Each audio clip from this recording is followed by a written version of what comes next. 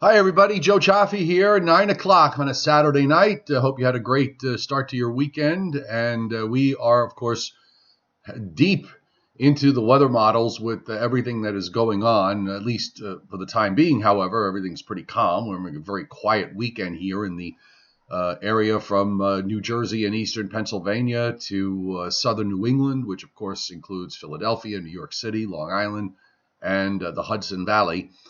We are going to be seeing some changes as we've been talking about, and the pattern very complex as we go forward. A lot going on. We're also dealing with some seasonal factors too. It's the 2nd of December. We are still just at the absolute very beginning of the 3 coldest months of the season, and there are factors including the warm ocean, the fact that the atmosphere is still rapidly cooling down overall, and in general terms, that really doesn't hit bottom until the very end of January, first week of February. So we're just kind of at the start. And this time of year, forecasting is very tough when it comes to dealing with rain versus snow because of the fact that you still have these warm weather factors hanging around. But weather models today showing a lot of energy running around.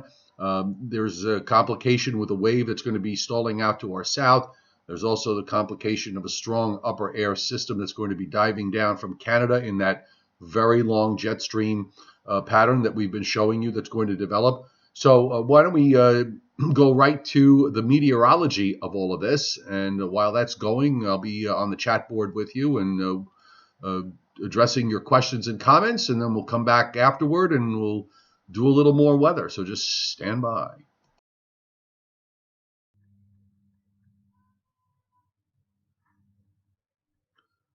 We're going to be taking a look at what's going to be happening this coming week across the eastern part of the United States, where all of the action is now shifting toward, with the deep trough that's going to be now positioning itself in the east with a big ridge in the west. So you folks in the west are going to be warm and dry for a little while.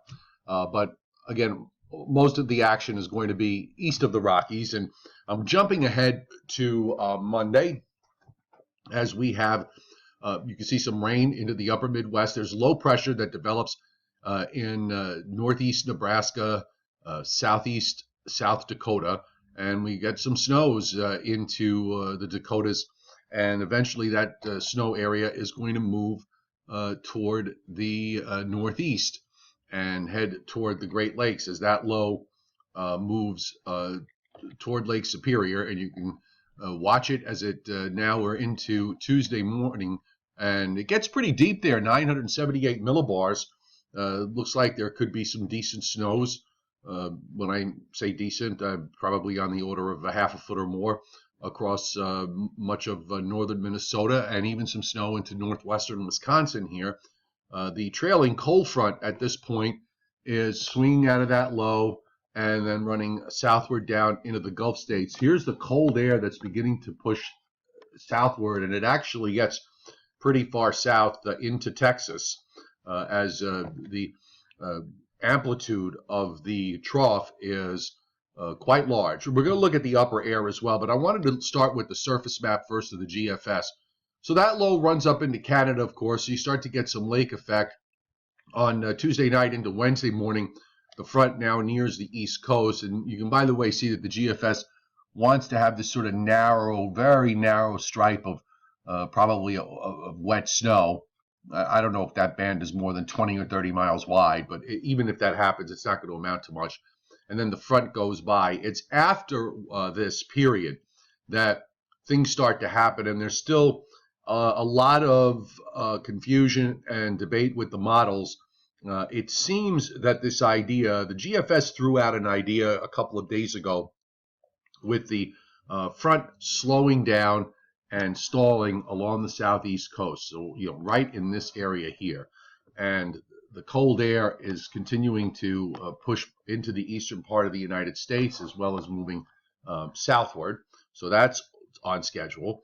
The issue always with these things is that a lot of times the models like to overwhelm with cold air, so the fronts go way out, and even though if you get a wave to develop, it's way out in the ocean.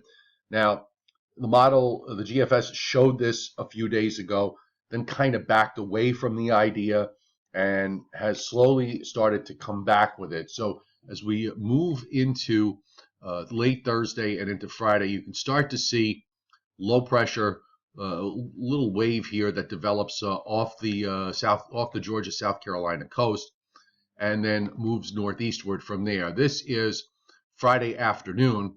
Low pressure east of North Carolina, south of Long Island. It's still fairly far out on the GFS. The back edge of the precip is just barely to the coast, and you can see there's a narrow area of snow being indicated. But also, we have to pay attention to this system here that is diving southeastward, and that's with northern energy that's coming down. And this kind of makes this complicated because sometimes if you time it out in a certain way, that energy winds up feeding into this wave and creating a pretty large storm. But it looks like the models, both the European and the GFS, want to keep these entities separate. And if that's the case, then we'll get some precip from this lead wave on Friday. And by the way, one of the things that I'm kind of wondering about the GFS is the surface map is printing rain here along the immediate coast with snow, just north and west of there, and then just north and west of that snow line, it cuts sharply off. So the north and west extent of the precipitation is just barely inland of the coast. The European has it much further to the west into at least eastern Pennsylvania, down through south central PA and into Virginia and North Carolina, the western parts of that state. And one of the things that the European is different with is this upstream energy that's coming down. It's about 24 hours slower than the GFS. So it actually implies that there's room for two separate events here if the European is correct. This low on the GFS moves out, and it's supposed to move out. Here we go. That low wave moves out pretty quickly, and now you have this second energy that comes down and around. And here we have on Saturday, we have low pressure in western New York, but there's actually some kind of secondary wave somewhere off the New Jersey coast. But it's disorganized, and you've got, of course, the fact that this first wave goes out. It kind of takes a lot of the moisture out with it, so there's not a whole lot for this energy to work on. There's a little bit, but there's not a lot. But it does generate some snow and some rain here along the coast from North Jersey, north and east into southern New England. And then you have the representation of the upper air energy producing snows back through Ohio and western PA and down into Kentucky and southern Indiana and Illinois. In some of those places, it hasn't snowed in about 2 years. So, this is going to be a little bit of a surprise for them. There you can see the GFS. It still has the reflection of the surface low, the primary surface low in northeastern Pennsylvania, but there's actually probably another secondary low here southeast of Nantucket. This eventually winds up going up into Maine and bringing some snows up into New England. It also serves as a catalyst to bring down some colder air. And beyond that, we have another Arctic front that's approaching with another low that's dropping southeastward. And that brings yet another surge of cold air. But, a lot of this is really, really speculative because we have to figure out how this first event works out. I'm going to show you the difference now. We're going to go to the European model. And I'm going to show you a bit of a different map here. Normally when I show you the jet stream map, I'll show you this one, okay? And this map here lets you look at the surface features, and the colors represent those height lines. So you can follow the jet stream along and look at what it does at the surface. So for example, this being on Wednesday, we've got the front just now through. Here, your jet stream is kind of like this, okay? gradually turning southwest to northeast along the east coast. And you've got this deep, cold upper trough that's beginning to dig southward. And that is, of course, that is going to be the catalyst for the cold air that comes on in. We'll move on and go to Thursday. Again, only being able to see this in 24-hour increments. Now, here is the wave that's off the coast on Friday on the European. On the GFS, you also can see the wave is right off the coast here, but the biggest difference in the GFS of the European is here's that energy on the GFS much faster in digging, southeastward into the lower Great Lakes. And if that were to dig down even faster, it would probably catch this wave, and a lot of the energy would wind up going into this wave. And as I said, you would have a fairly formidable little storm that could form out of this offshore. But the entities remain separate. There's the GFS representation of the upper trough. You can see how it swings eastward. So we're now into Sunday morning. Now, here's the GFS on Sunday morning, but I want you to look at the European on Sunday morning. The European is much different in that it's much slower with this energy that's digging down and around, because, again, the same time frame, the GFS, that system has now already moved up here. There's the European's representation of it still hanging back. So you do have a second low that develops during Saturday off the Delaware coast and then moves southeast of Cape Cod. It's weak, but it is there. And actually, when I looked at the surface maps and the precip maps, it does generate measurable precipitation Saturday, later Saturday into Sunday morning, which would be certainly cold enough for snow. And then the low moves toward Nova Scotia, and you start to get, a shot of, a reinforcing surge of cold air that comes down from the north. The two models really have different ideas in terms of the speed and the with that upper trough that's going to be coming down. That's going to be really very important with regards to the outcome. We'll go to the wide view here, and we'll go back to the beginning. And here we are at the present time. So here's our jet, running west to east across the United States and across southern Canada. You've got higher pressures and heights building across the poles, toward the poles, over toward Greenland as that block shifts westward. And here you have that trough with our cold front that comes through on Wednesday. And of course, your European, you've got energy here, you've got energy here. You got this long jet that comes down out of Canada that brings down cold air, big ridge up in the west. Remember yesterday we were looking at the PNA and the NAO, the Pacific North America Index was screaming a very strong positive signal to tell us that a big ridge was going to build there. And the NAO was strongly negative, telling us that there would be big ridging out in the North Atlantic. So everything seems to be on course here with the models with regards to those signals. But again, that first energy just kind of lifts up and gets lost in that strong south-southwest flow. Here's the second energy on the European right here. That's a really fairly impressive trough that it digs down and then swings it around for Sunday. Again, the problem is you got this first wave going out, so that's going to take a lot of the moisture out with it. So this upper trough will have less to work on. But the GFS's timing, again, is different.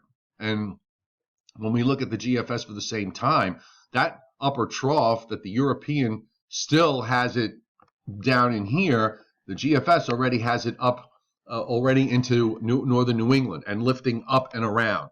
So which model is better with the timing with this is anybody's guess, because both models have been horribly inconsistent over the last number of weeks, especially once we get beyond the fifth or sixth day in the long range. Here's the GFS's view of the upper air, and there's our trough in the east. It has a bit of a broader look to it than the European does. Here's our energy.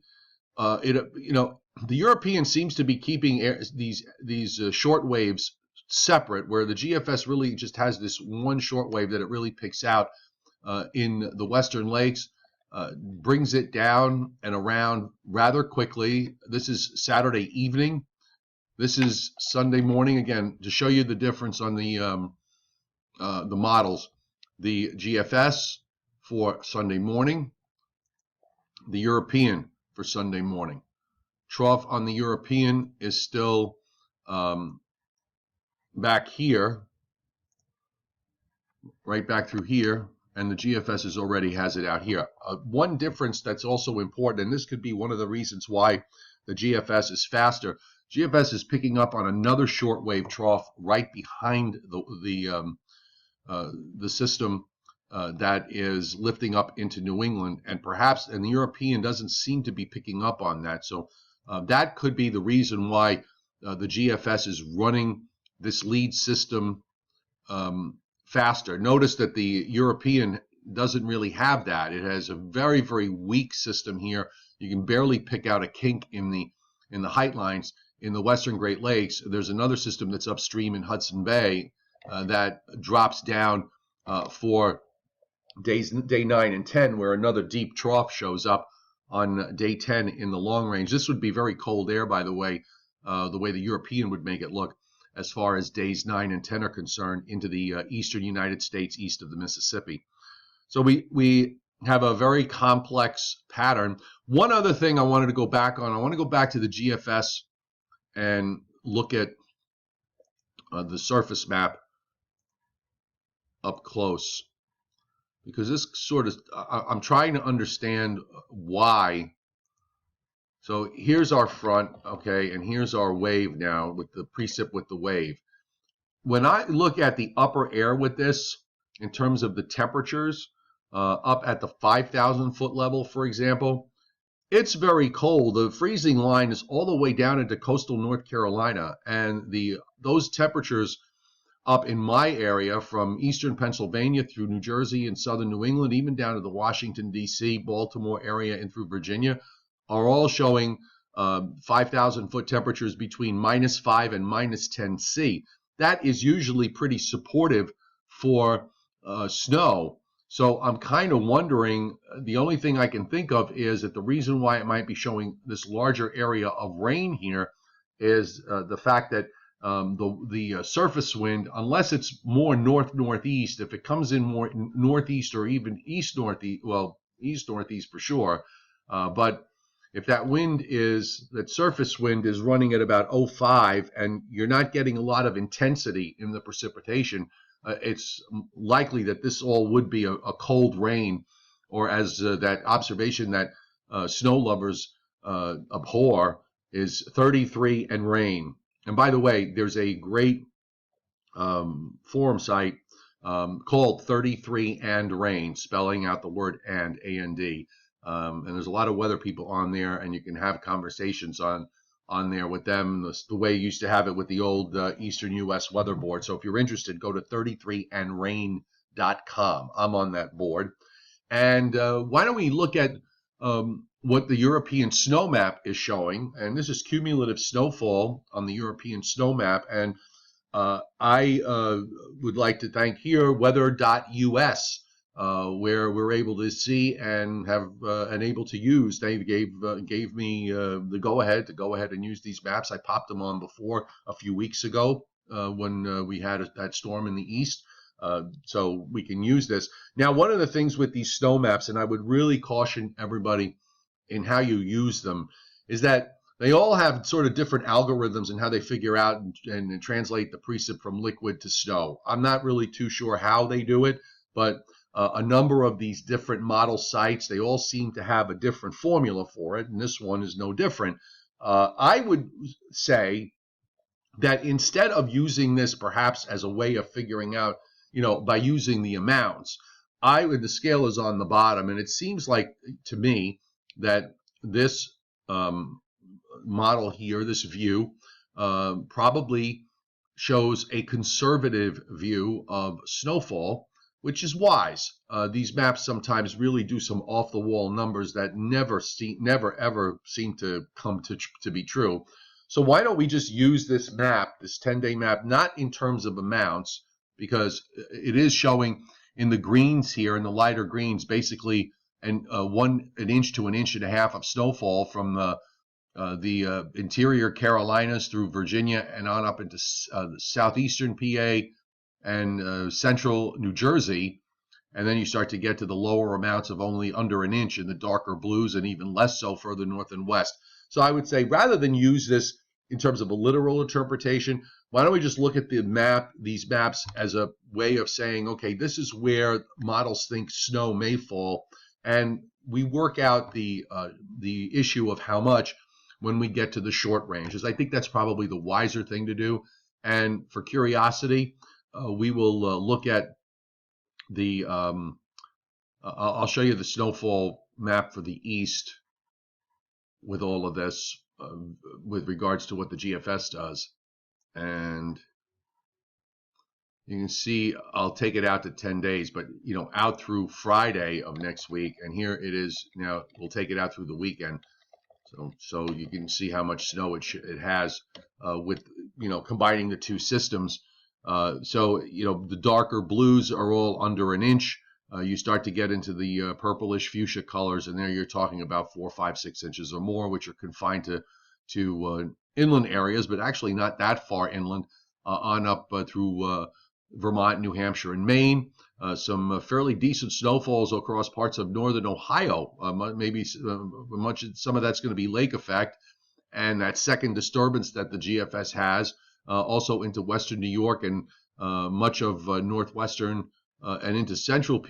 And also you can see what it generates across northern Minnesota with the low that is going through here on Monday into Tuesday. So again, why don't we just kind of use this as sort of by saying that maybe this area is down, as far south as interior North Carolina, northernmost North Carolina, may see some snow falling out of the sky. And, maybe when you get further north, it gets a little more reliable. But even in these areas, I would sort of question, what the amounts that it generates. Okay, stand by. I'm going to join you right now, and we'll chat some more, and we'll continue to answer your questions. So just hold on 1 second.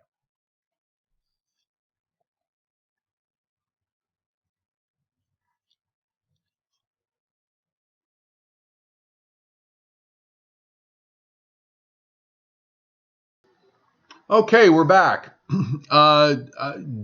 Doug Crum wants the total precip map. So let's see if I can find that for you. Okay, we're back. Doug Crum wants the total precip map. And you don't want double audio either, so I took care of that. Sorry, folks. So hang on 1 second. I'm going to bring up the GFS from late this afternoon, and we'll pull this up to the top, and I'll pull the rainfall map up for you. And okay. All right, so this is a little bit deceptive because, it's going to include whatever falls earlier this week, okay? So when we go through the weekend, so this is through Wednesday with the front, by the way. So this is the rainfall that's being indicated with that front moving through. And you can see it's a pretty extensive area of a ½ inch to some little streak of a little bit over an inch that comes in from off the ocean down into eastern Virginia. You've got some heavier rains in parts of northeastern Mississippi and Alabama. So this front is actually, for a change, we're seeing a front actually really get into the moisture here, so with the Gulf of Mexico supplying it. Now, I'm going to go to the 24-hour precip. Okay, so this at least will give us some idea of what's going to happen for the first wave. And let all the maps load. So we're going to go to Saturday morning, so that'll give us... Now, again, this is in 24-hour increments. So you can see the bulk of the moisture here on the GFS. Because the wave is far enough offshore, you have The darkest green here is 4/10 of an inch of liquid, and you've got the ½ inch touching eastern Long Island. So 4/10 is just offshore New Jersey, with much lesser amounts north and west. Again, this is because the track of that wave is out to the east, and it moves out separately as the upper air energy from the west kicks in, and that's the moisture that you see back through here. The swirl of the moisture here is that upper air system that's diving down, and you can see how the two systems here basically stay separate, with the wave to the east and the deep trough to the west. If the timing were different, if this wave, for example, this could happen in a couple of ways. This first wave could come out faster and just go out flat and not bother anybody, but the baroclinic zone, or the zone where you're getting the moisture, would remain off the East Coast, and perhaps there would be room for a second wave that would develop in response to all this energy coming south and east. The other thing that could happen here is the fact that the wave may come out slower. So if the wave were to come out slower and this energy in the west is coming down, if the GFS is correct in the speed being faster than the European, then that low would probably develop into a formidable storm offshore, or just offshore.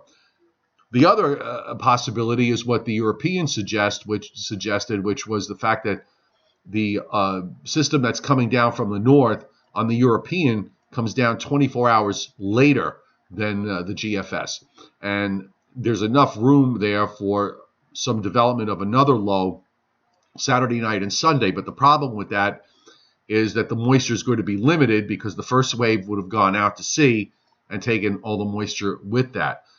There's another point that I want to bring up here, and I'm going to pull up the teleconnections. And if, a couple of you have asked for the link for this, and I did put it up on the chat tonight. So if you scroll back on the chat, you can find the link to this. And I think I'll just put it up again in a second. This is the old one from a couple of days ago, so I'm going to update this for you now. So just give me 1 second here as I change the map. All right, I'm not going to be able to do it on this one, so I'll have to do it a different way. So everybody just kind of be patient with me here. Because, we've been talking a lot about this blocking pattern, and I want to make it clear, blocking patterns are very unstable and usually don't last very long. Sometimes they're around for a week or two, and then they disappear, and, just like other things that occur in the atmosphere, you got to get them to, the atmosphere has to sort of reload. And that's really what winds up happening. The block might disappear, and then maybe a week or two later, the basic signature remains, and it does come back. And of course, here we go. Great. It's trying to load here. So let me see if I can bring this up. But, as it being the only way it gets cold is wrong, okay? It is not the only way that we see cold weather in the east. And a perfect example of that, where we actually had 2 full winters where there was very little blocking, and that was the winters of 2013-14 and 14-15. Very little blocking in those winters. It barely showed up, and yet those winters were both characterized by very long periods of cold weather. Now, I want to show you here what's going to happen here with the North Atlantic Oscillation, which is going from a strong blocking signature right now, and it trends up toward neutral around December 9th, 10th. And we've been saying how that movement toward the neutral line very rapidly can sometimes be a storm signal, particularly if it's coupled by a strong Pacific North America pattern, which is in the upper left corner, those big spikes of red going all the way up to plus 400. So the PNA, Pacific North America Index, gets to an extreme positive position, which means that the ridge in the west builds very strongly northward. So when you have a big ridge in the west that's north, you have a corresponding deep trough in the east. I think the most important of all of these with respect to prolonged cold might be the EPO, When the East Pacific Oscillation is negative and stays negative, as it did through most of the winter of 13, 14, 14, 15, combined with that strong PNA, it more than compensates for the lack of an NAO, and it creates a rather strong vortex signature in eastern Canada, which brings down lots of cold air, and it's in a way where the vortex tries to pull out but can't seem to, because it's kind of locked in there, and it just rotates around. So try not to get too wrapped up in the whole blocking thing, because it's not, it's important while we have it, and it is going to be a factor, obviously, in the short range and maybe in the medium range, but it's not a necessary requirement with respect to the long range. Do I think vlogs? I think North Carolina could see any accumulation of snow in central North Carolina. I think it's possible with the wave coming up and the extent of the cold air going as far south. Yes, I think it's possible. We're going to have to look at subsequent model runs, because the position of that wave is going to be important, as is the system that's diving down in the Great Lakes that's coming in almost right behind it. Joseph Nurek, northern Michigan could get some snow. Then you're certainly going to get some lake effect stuff out of this, with that disturbance even coming down, and all that cold air. You're going to see some. You're going to see some snow up there over the coming week. I wouldn't be shocked if you didn't. Let's see. David Fuller.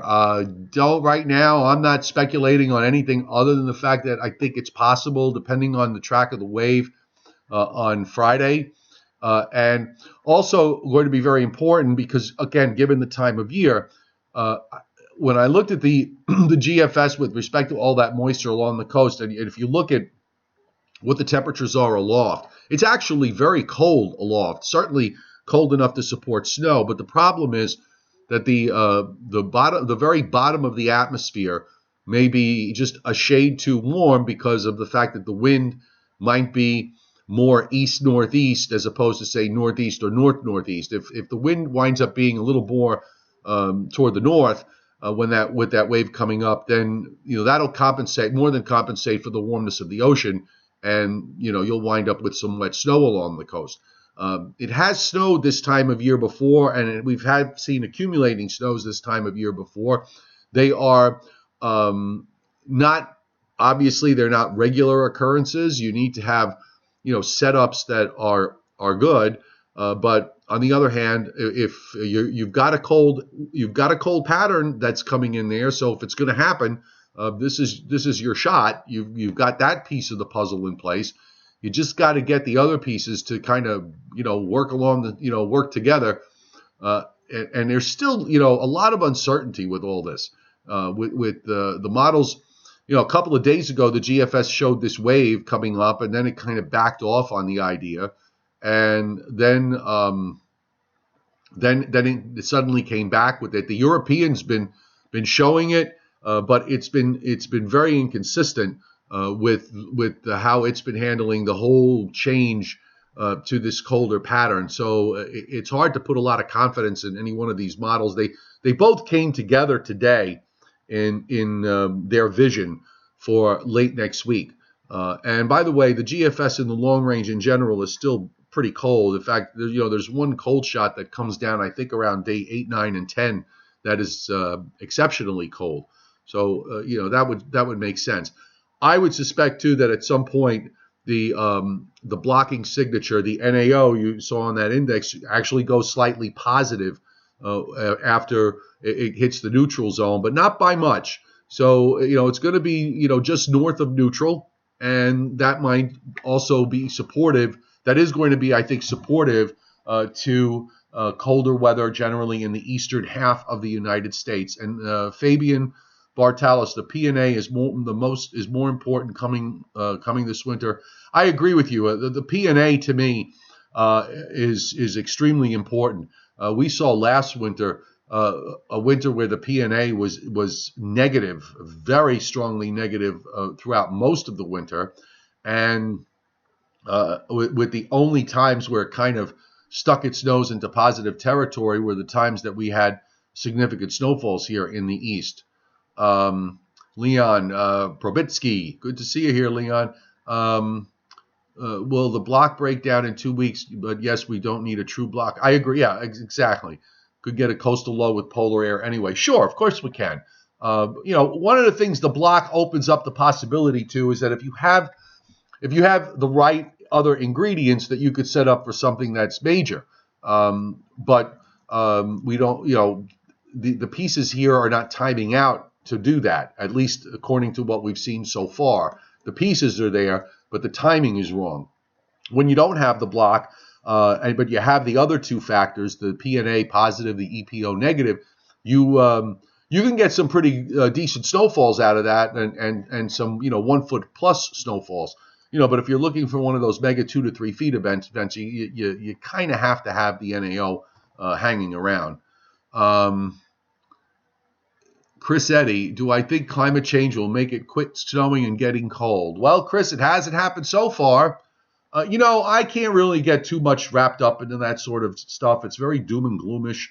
I like to look at what's in front of me. I haven't. The only thing I've noticed in the last 15 or so years, at least where I am, is that the winters actually have gotten a lot snowier.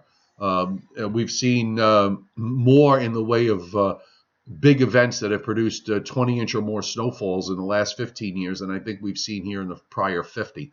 So I don't know what exactly is going on. It could be a function of the lack of data from years ago. Maybe those 20-inch snowstorms did occur, but at the time nobody was living at the places that it fell that would measure it.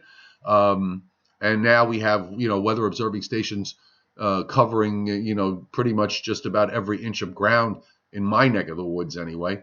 The answer to your my answer to your question is I wouldn't worry about cold and snow disappearing anytime soon. Okay, I think people are getting too wrapped up in the fact that the last two winters were in many respects odd, but we've had those along the way.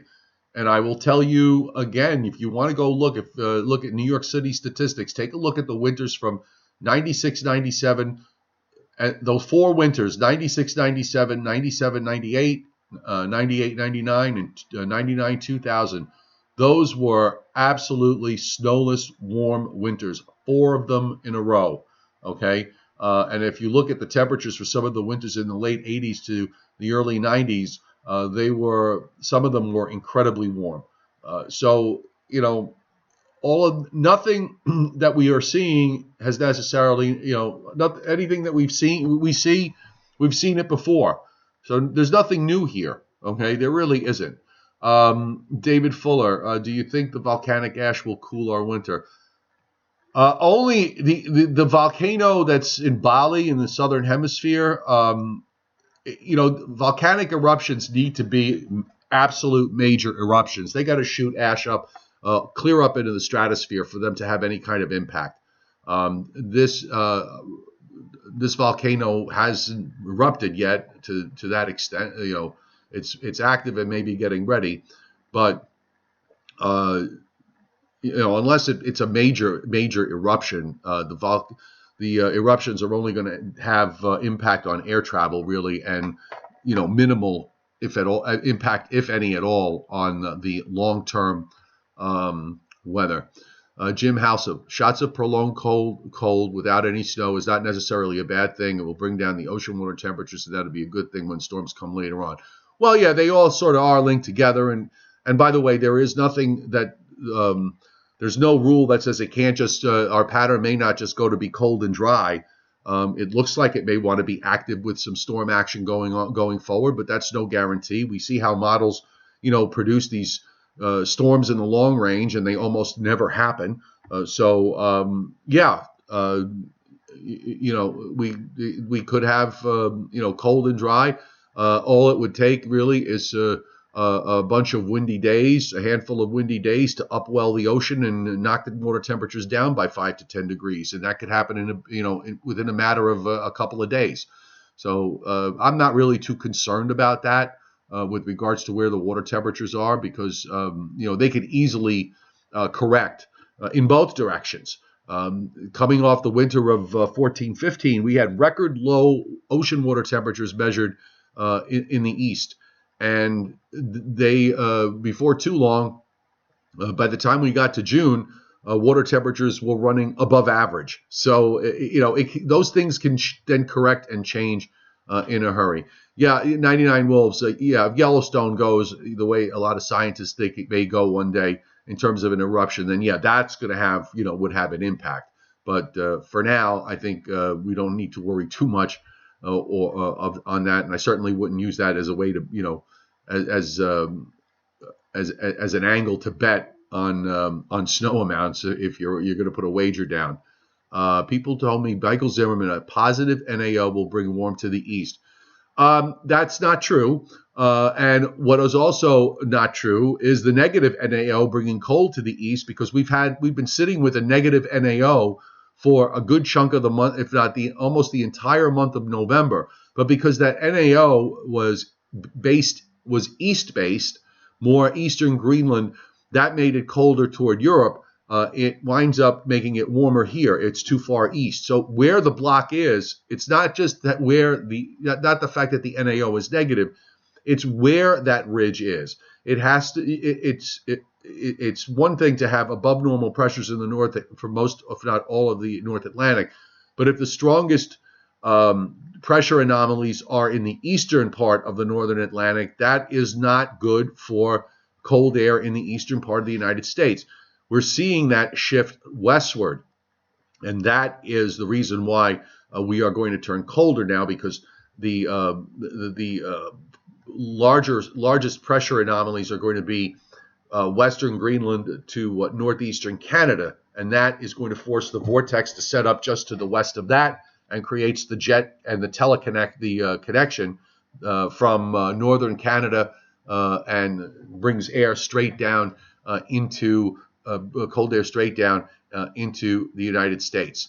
Fabian, the QBO, which I can always forget what that stands for, because again, I don't really look at the long range, but I do know that when that figure is negative, it's a signature for cold in the long range, and it's sitting at a negative reading of minus 16. I think it goes all the way down, if I believe, to minus 20 or minus 25. So it's a pretty strong negative figure that's being indicated there. Michael Groom, Northern Delaware, below average snowfall the last 2 winters. Well, I'll tell you this, if we have the pattern that we have now, I think you may reverse that this winter. But that's just a guess on my part. A lot of things have to, happen in a certain way. But, if everything is lining up the way it's lining up at the moment and it stays that way, I would be shocked if you didn't have above average snowfall in Delaware. Trev, thank you for the kind words. I really appreciate that and your comments. Thank you so much. Trying to make sure I get to everybody's question. Seth wants to know the possible chance of wintry precipitation in the mid-Atlantic and Northeast. Well, we've been talking about this. We'll have to see what happens coming up this coming weekend. There are pieces out there that suggest that there might be some the first snows for some places down from interior North Carolina in the mountains and riding up through Virginia away from the coast, and perhaps up north from there. But I don't think that this would, you're going to have a lot of things go right between now and then in terms of how the models line up, and that's what we're here for. You notice I've yet to make a forecast with regards to the end of next week because there are still too many uncertainties, but at least we know what the keys are. What we're looking for, what we're going to need to look for, and what the models are showing us. Dio, which model do I think predicts the weather fairly good? All the models have their moments where they do well, but as we go out further in time, there's a lot of more and more variability in the long range. I think the European, on the whole, does a better job than the GFS, but lately the European has been very inconsistent with what it's been showing, and the GFS seems to be picking up on things a bit better in terms of the overall pattern. On the other hand, Both models, including the GFS, have had a really terrible time with this blocking signature out in the Atlantic, because we went through the last 10 days or so with almost every model run showing the block stronger or weaker in one place or another place, and that sort of changes everything in terms of the total profile across the U.S. and particularly into the eastern part of the United States. Do I think the chances are favorable to see something more than a dusting next weekend? Ryan Ford. Well, look, again, the pieces are there. The pieces of the puzzle are there. Whether they come together or not remain to be seen. The fact that we have all of this certainly has my interest in the possibility that there might be some snow in some places late next week and next weekend. If we were sitting here with a ridge in the east, we know the answer to your question is no. So just the fact that we have, this deep trough and all these systems running around, I think it increases the possibility that there could be, some snow somewhere. But whether it's just a little bit or whether it's just a cheap thrill or if it's something more than that, I couldn't tell you. I couldn't tell you. Let's see. Gary King's blank talking about the solar minimum and the increase of rays. Okay. Honestly, that's not my, I don't have a lot of knowledge about that. I know some people have talked about the fact about whether there's some sort of connection with the minimal sunspot activity and the sun going quote unquote quiet. I will say that, I did have my colleague Joe Rayo ask about that with regards to a period back, I believe it was in the 1600s, and he spoke to someone at NASA about this, and then a NASA person pointed out that during that same time there was a major volcanic eruption, so it might have been a coincidence that you had a quote solar minimum in terms of activity because you had the volcano erupting and putting ash up into the stratosphere, and that cut down on the sunlight for a period of years, which in turn caused a major cooling on the Earth. So, but all that is very interesting. Franklin Taylor, nice 70 degrees in North Arkansas. Rare treat, may be ending. Yes, it will be ending for you soon, Franklin, because you are going to see cold air coming pretty much down through the Mississippi Valley all the way down to the Gulf states and even into Texas and of course points east from there.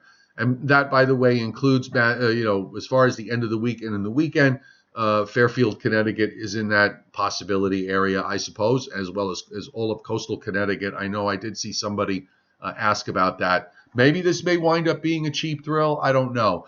In love with 7 of 9, no snow in Florida. Well, that's an easy one, isn't it? This time of year, absolutely. We can pretty much say that with a fair amount of confidence, I believe. So anyway, we did have David Schwartz hit Super Chat tonight, and I appreciate that. Get a cup of coffee for me, and that's a good thing.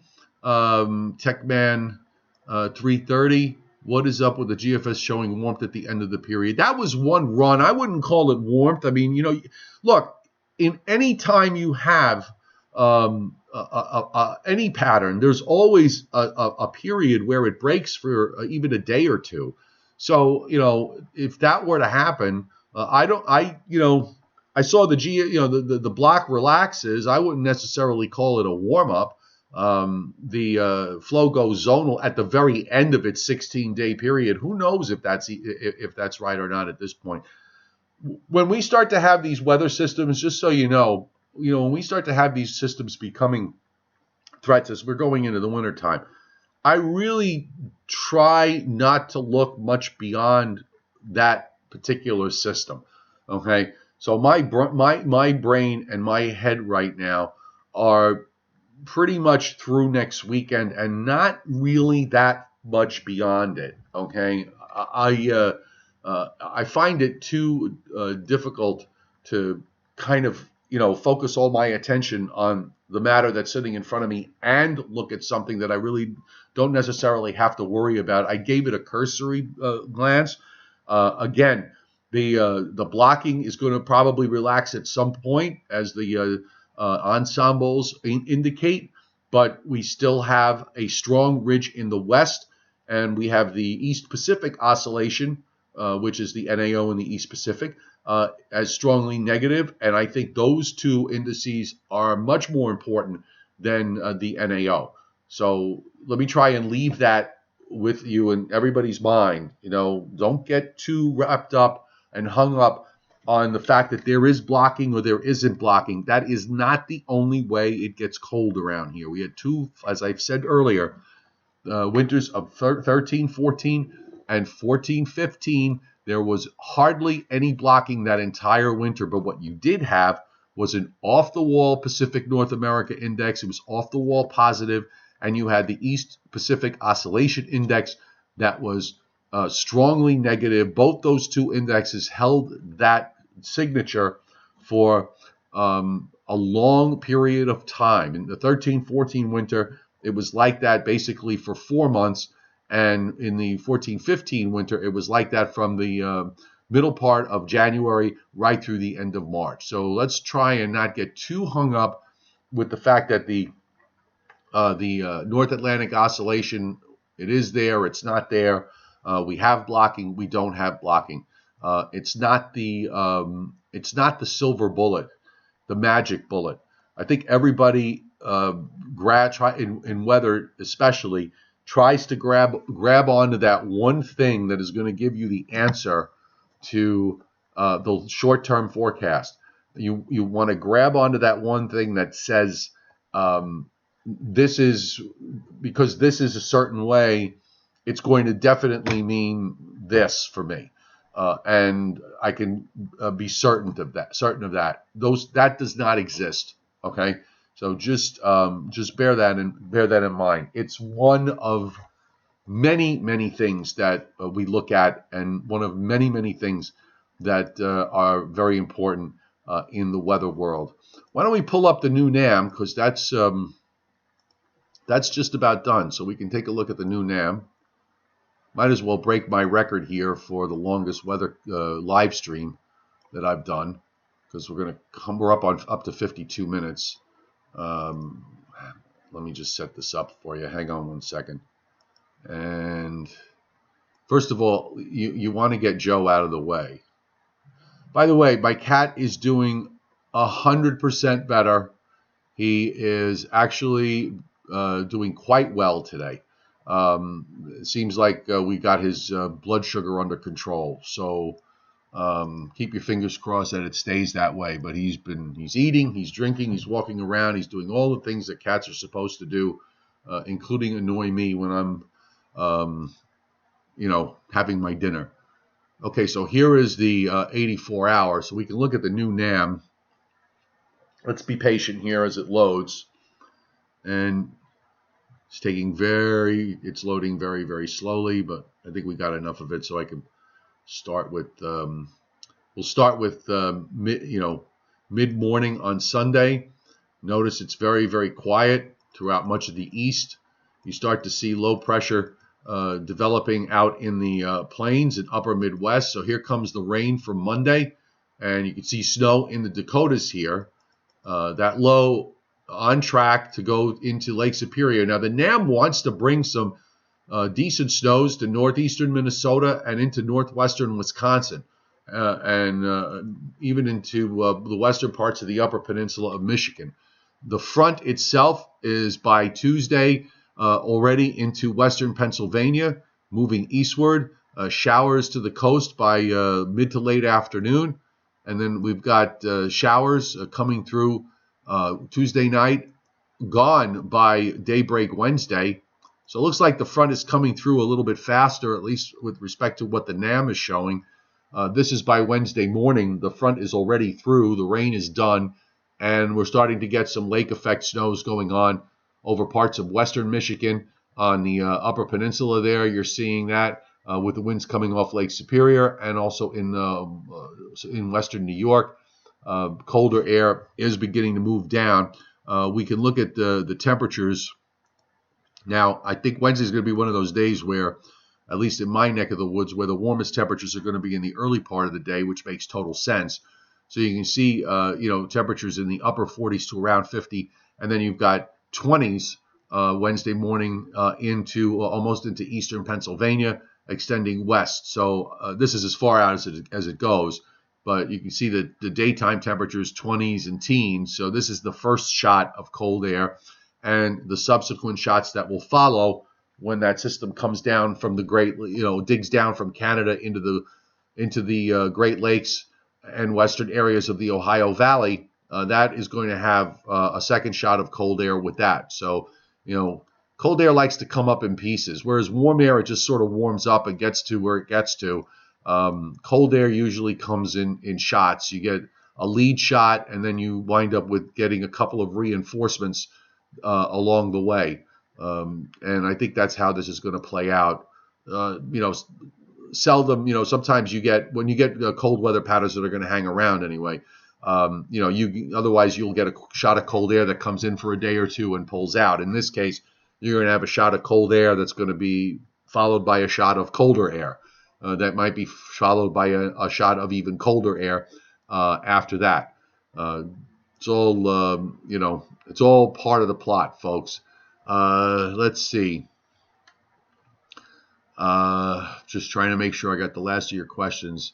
Any websites besides Tropical Tidbits to compare computer model runs? Pivotal Weather is another one you might look at, Matthew Warman. I don't have the link here in front of me, but just Google Pivotal Weather, and that's one that I've looked at from time to time. They have multiple weather models that you can take a look. What I like about Tropical Tidbits is the fact that you can seamlessly switch from one model to another, so that you can actually get a visual of the differences. Some model sites make it a little harder to do that, but the Tropical Tidbits to me has the most models on there, and has a pretty seamless switch from one model to the other. By the way, someone did ask about the UK Met, which I haven't looked at. I like the UK Met, but I only seem to look at it whenever there's some big, the threat for any kind of storms around. And the long range on the UK Met goes out to toward the end of next week. I really couldn't make out too much about, from what it shows, because we don't get the real detailed maps. We kind of see the sort of the basic hand-drawn maps. We can only surmise, where the precip is, and the precip maps that they have, I haven't been able to pull out ones that go out far enough into the long range. But you know what? When we get as we get into next week and get closer to whatever's going to happen at the end of the next week, I am going to pull the UCMED up and take a look at what it has to say. It's a model that hits home runs from time to time in situations where you've got a lot of these models kind of going in different directions. You sort of look at the UCMED as a way of trying to get a little sanity out of all of this. And in love with 7 of 9, I can't see that far ahead as far as Christmas is concerned. I honestly have no idea. Is the cold pattern going to hold? It might. But, don't be shocked if it doesn't. These things are volatile, and you do have years where the pattern locks in for many, many weeks, and then you have years where, it comes down for a week or two, and then it changes again. So, why don't we just kind of follow the process along? I always found that that's really the best way of approaching this. Matthew Warman, you're very interested in meteorology. That's very good to see. There's just so much on the internet that you can look at and get involved. There's all sorts of weather groups that are out there that you can use, that you can join and get involved in their conversations on Facebook. I would recommend that, because a lot of those groups put up maps that, they're hard to see, hard to find sometimes. A lot of folks, some of you guys are, some of the youngins are very savvy in finding a lot of these models and data that I oftentimes have trouble with. Always smiling. Oh, thank you. Much love from Dublin, Ireland. Thank you so much. One of these days I'm going to visit your lovely island there. your island nation and immerse myself in curry butter, which I absolutely love. Um, am I on all the time? I'm on every day in love with 7 of 9. I live stream at least once a day. And on the weekends, usually I try to do it around this time, 9 o'clock or so. And during the week, because I'm working at my regular job, I live stream. I usually live stream at 6 o'clock Eastern time. Okay. Weekends, I have a little bit more flexibility. Now, when the weather is active, I could have, I may do 2 live streams. If it gets, if we've got a really big storm going on, I can envision myself maybe doing a third. So, and I have done that. So when the weather is active, I will do multiple live streams on a given day. And sometimes I kind of do it on the fly. What I would suggest is, if I usually try and schedule a live stream, and when I do, you can go to my when you go to my YouTube channel, you can see what time my next live stream is scheduled for. I might, sometimes I schedule it early in the day when I'm pretty sure what time I'm going to be able to do it. Other times I might do it like a half hour before, just to let everybody know that something's coming. So you're going to have to kind of work with me here. I'll try. I try to give everybody a decent amount of lead time, because I like, the more people on here, the better. It works for me. So that's it, folks. We've gone a whole hour today. I've really, really enjoyed it. At least I know I can blab for an hour with and still complete sentences. Thank you again, David Schwartz, for hitting Super Chat tonight. I really appreciate it. Those of you who are still with me, with Christmas coming, you might want to, if you're weather geeky, or you have a weather geek in your life that you want to put something in their stocking, you can check out the Joe Stradamus store, and it's a great way to help me make a living, because after all, I do have to eat like everybody else. And you, of course, can check out more on this. Latest website posts are on meteorologist joecioffi.com. And subscribe to my YouTube channel if you haven't already. This way, you can get notifications here when you get notifications anytime the live stream is going on, and you can watch me. Thank you, Joe. The best forecasting live, 1015 Alan Casper. Yes, in fact, I spoke to Alan. I didn't speak to him today, but I have spoken to him over the last couple of days a few times, because Alan and I have been friends for almost 40 years now. He gave me my first job in TV back in 1979 when I worked with him at Channel 2 in New York. And then we worked together at New Jersey 101.5 for the better part of 15. I lost track of how many years it was for me. I think it was 20. I don't know. It was so much fun. It just went so fast. I lost track of time. But I'm sure I know it was every bit of 15 years and probably 20 years that I worked with him there. And he was great. I learned so much from him.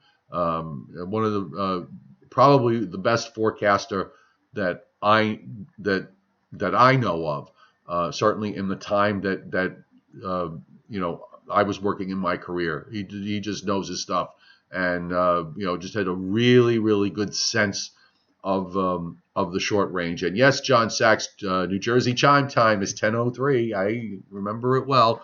1015 ended for me, I think, back in 2011, but it was a lot of fun. The radio business isn't what it used to be, and that's just the way it is. Thank you, Leon. I'm glad the mugs.